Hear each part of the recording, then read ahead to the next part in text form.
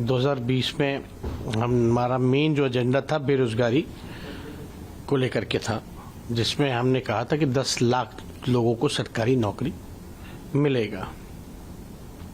और आप देखिएगा माननीय मुख्यमंत्री जी ने भी इस बात को दोहराया 15 अगस्त को ऐतिहासिक मैदान से, ऐतिहासिक दिन, कि 10 लाख सरकारी नौकरी और उसके अलावा 10 लाख रोजगार की व्यवस्था जो है वो करवाने का काम करेंगे।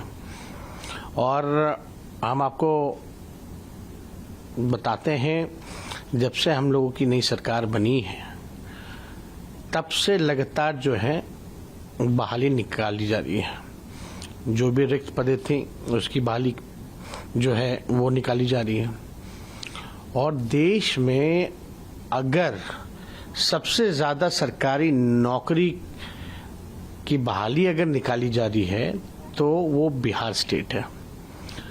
लगभग 5 लाख के आसपास जो है सरकारी नौकरी की बहाली निकाली गई। पहले भी देखा होगा कि एक दिन जो है 70,000 पुलिसकर्मी ने जो है वो ज्वाइनिंग जो है वो किया। इसके बाद आप देखिएगा कि अभी सबसे ज्यादा 1,75,000 शिक्षकों की जो है बहाली वो निकाली गई है। इसी के साथ साथ आप देखिएगा कि कुछ दिनों बाद जो है हम लोग पब्लिक हेल्थ कार्ड पॉलिसी ला रहे हैं, जिसके तहत स्वास्थ्य विभाग में लगभग 1,40,000 1.5 लाख के आसपास बहालियां जो है वो निकाली जाएंगी।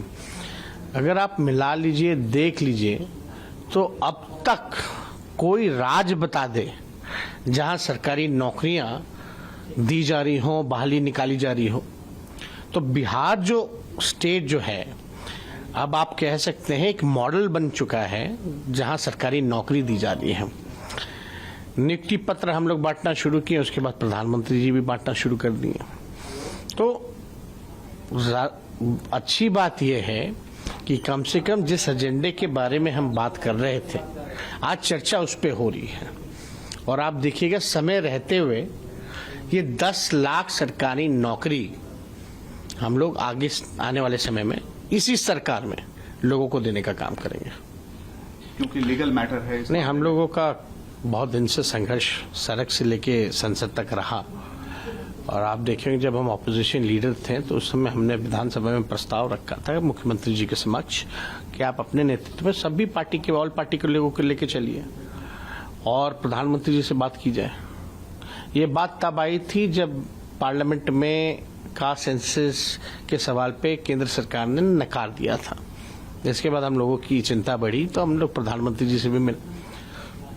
प्रधानमंत्री जी ने कुछ नहीं किया, उसके बाद भी सवाल पूछा गया पार्लियामेंट में तो मना कर दिया गया, खारिज कर दी गई। अब बीजेपी देखिए क्या कर रही है कि पहले तो छुप छुप के आते थे किसी से इधर उधर से करवा करके। बताइए गाजियाबाद वाले का रहने का क्या मतलब है बिहार में?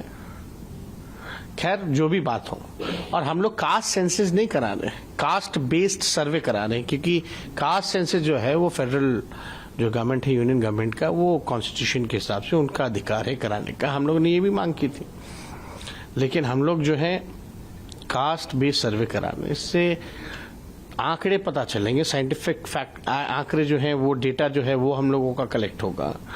और इसके साथ साथ आर्थिक सर्वे भी कराया जा रहा है, क्योंकि हमारा मानना कि हर जाति में लोग गरीब हैं, ताकि पता चले कि भाई गरीबी कहाँ है, उसी हिसाब से योजना हम लोग बनाएंगे, उन तक लाभ पहुंचाने का काम करेंगे।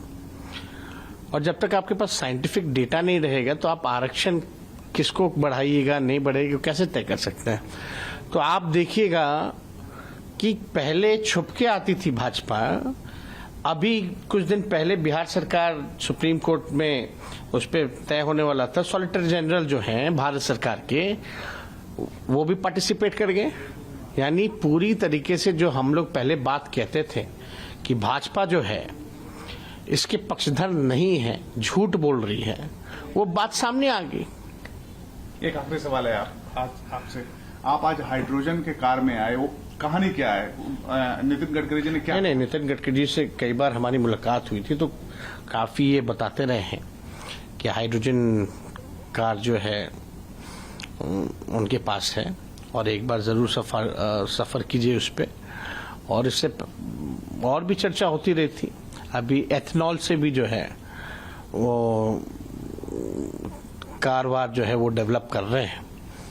तो अच्छी चीज है, नई टेक्नोलॉजी का जो है फायदा उठाना चाहिए लोगों को। और जब तक आप सफर नहीं कीजिएगा, जानिएगा नहीं, तब तक आपको पता कैसे चलेगा। आपको टेस्ट ड्राइव दिया उन्होंने? हाँ, टेस्ट ड्राइव बहुत साइलेंट कार है और 1 किलो में सुनने में आता है कि लगभग 120 किलोमीटर जो है वो गाड़ी चलती है। तो आज हम गए थे गडकरी साहब के पास, तो गाड़ी लगी हुई थी, वो खुद उसी पे सफर करते हैं। तो उन्होंने कहा कि आपको ये छोड़ के आएगा, आप एक बार देख भी लीजिएगा। भविष्य में बिहार में इम्प्लीमेंट होगा? नहीं, जरूर, सारी चीजें होनी चाहिए।